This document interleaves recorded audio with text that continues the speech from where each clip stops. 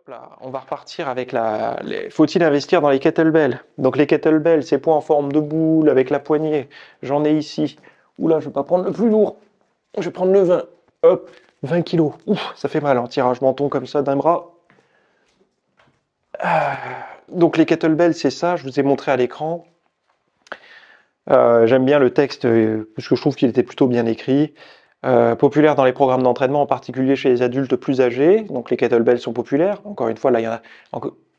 Nous, on est dans un pays où on verra jamais mamie avec un kettlebell, hein, une kettlebell.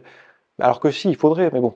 Une étude approfondie a été menée pour examiner les expériences des adultes plus âgés participant à l'exercice à l'essai BEL, Ballistic Exercise of the Lower Limb, qui impliquait 12 semaines d'entraînement en groupe avec des kettlebells de style hardstyle.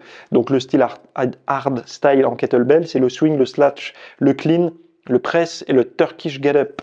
Ces exercices travaillent sur l'ensemble du corps avec un accent particulier sur la chaîne postérieure, les muscles du dos de votre corps. Donc les avantages physiques, les participants ont signalé une augmentation significative de leur force et de leurs conditions physiques. Il faut savoir que c'était des adultes âgés, je crois que ça démarrait à 60 et au-delà de 70 ans, voire 75 ans.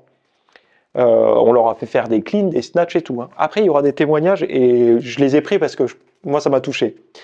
Donc les participants ont tous signalé une augmentation significative de leur force et de leurs conditions physiques. Ils ont pu effectuer des tâches quotidiennes plus facilement, comme porter des sacs de course ou déplacer des meubles. Donc ils ont gagné en autonomie, ce qui est très important. Ce qui fait qu'on décline quand on arrive à l'avancée en âge, c'est le fait de perdre en autonomie. Perdre en autonomie, ça veut dire quoi? Ça veut dire que vous n'êtes plus capable de vous servir de votre propre véhicule corporel pour les tâches du quotidien.